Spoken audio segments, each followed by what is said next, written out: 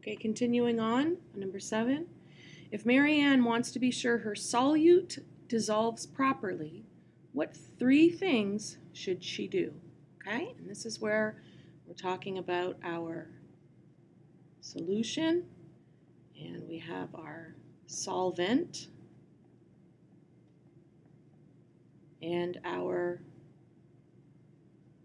solute, which is what gets dissolved.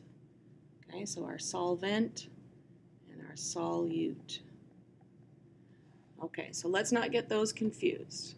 Okay, so here's what we need to look at. Should we heat the solute and stir the solvent and crush the solution? Well, if we heat the solute, we're heating the powder or the Kool-Aid, so that doesn't make sense. Stirring the solvent, yes, that makes sense. And crushing the solution, well, no, you don't crush the solution. You crush the solute. Heat the solvent, well, that would be good. Stir the solute, well, if we stir the solute, that would make sense. We stir it into the solution. And crush the solute, yeah, if we made the solute smaller, that would be good. Pour the solute into the solvent, well, that wouldn't necessarily mean her solute would dissolve properly, because if you just poured it in and didn't stir it or didn't heat it, it might not dissolve. It might, but it might not. Change the solution into water, that doesn't make sense at all. Okay, so this one would be the best one. Even if we did pour the solute into the solvent, it may dissolve at some point, but this one is the better choice, B. Okay, 8. If Marco wanted to separate a mixture containing pebbles, sand, and coins, what would be the best tool to separate the mixture? Okay, so we've got 3 objects. We've got pebbles and sand and coins. Now, if we just had sand and coins, we might use a magnet because that would separate them. But since we have pebbles as well, the best thing to do would be to separate it with sieves. So you could take the sand away from the pebbles and the coins. So that would be a good one, a sieve. A magnet wouldn't be able to separate the sand and the pebbles, so that's why it's a sieve. Tweezers, well, what if you had lots? That would just take too long because it asks the best tool. You could use tweezers. A funnel, yeah, you could use a funnel to separate the sand, and then the pebbles and the coins would stay up at the top. But the best tool would be a sieve, because you guys have seen how quickly that happens. And that's the sifter.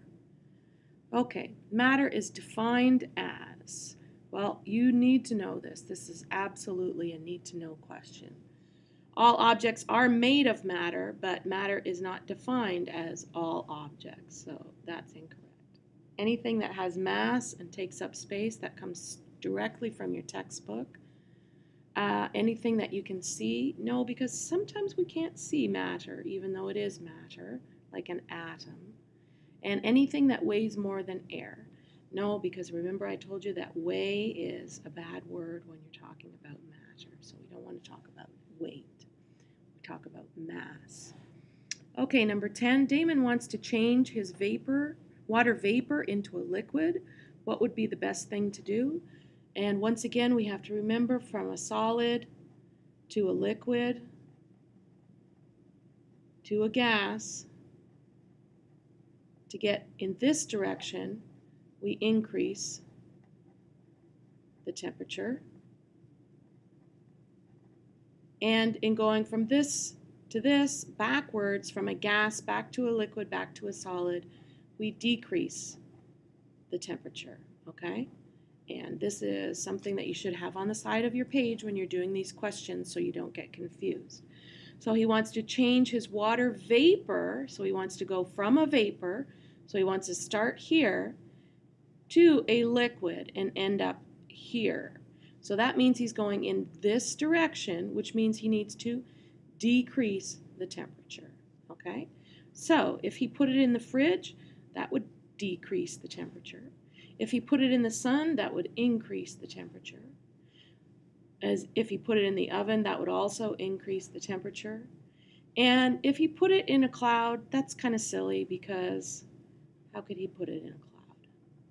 Okay? So he wants to change his water vapor into a liquid. What would be the best thing to do? The best thing to do would be to put it in the fridge. Okay, number 11, Sergio has 3 items on his desk. He has a glass of Kool-Aid, some hand soap, and a box of office supplies like paper clips, erasers, and a few coins. Which one is a mixture? Okay, don't forget, a mixture has 2 or more types of matter, and again I put 2 plus,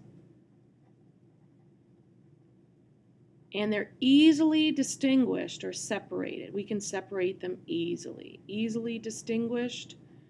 Don't forget our Raisin Bran.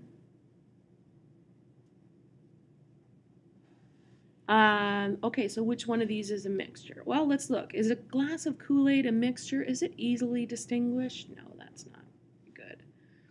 Is hand soap easily distinguished? No, it looks like the same kind of stuff.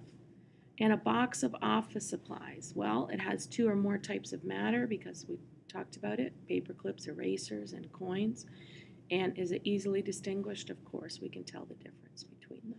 So the box of office supplies is the correct answer because we know that all of them are not mixtures because Kool-Aid and hand soap are both solutions. Okay, our last question. Bruce would like to demonstrate physical and a chemical change in matter. Which of the following will demonstrate both? Okay, so let's not forget a physical change is one that you can change back or the matter doesn't change. You still have the same matter. And a chemical change, you can't change back. And that's the one where we talked about burning or rusting. So you can't change those things back. Okay, so let's look. Bending a paper clip, well, that would be a physical change.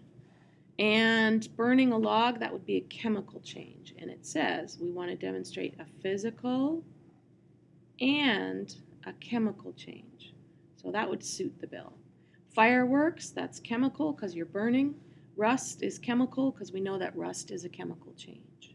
I'm just putting a P for physical and a C for chemical. Melting water, well, that would be a physical change. It's kind of funny, melting water. And freezing water, that's also a physical change. Tearing paper is a physical change because it's still paper. And folding paper is a physical change because it's still paper. You didn't change the matter in either of those. So A is the correct answer because bending a paper clip is a physical change because you can change it back and it's still a paper clip.